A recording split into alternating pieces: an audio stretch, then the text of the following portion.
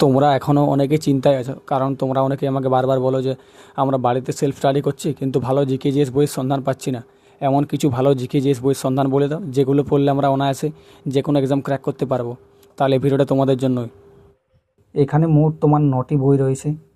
তার মধ্যে প্রথম 3টি হচ্ছে তোমার প্রাচীন, মধ্য এবং আধুনিক ভারতের ইতিহাস। তোমাদের আমি একটা বইয়ের রিভিউ দিয়ে দিচ্ছি। বইটি খোলা মাত্র তোমরা এখানে সূচিপত্র পেয়ে যাবে।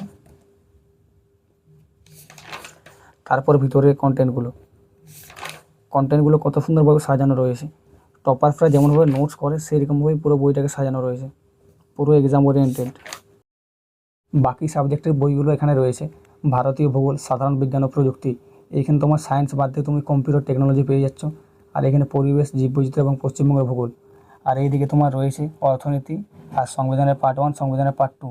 শুধুমাত্র ডাব্লিউবিসিএস নয়, তুমি যে কোনো এক্সামের প্রিপারেশান নাও, এই বইগুলো তোমার জন্য রামবাণ হবে, কারণ এই বইগুলো পুরোপুরিভাবে টপার্সদের গাইডেন্স দ্বারা তৈরি করা হয়েছে।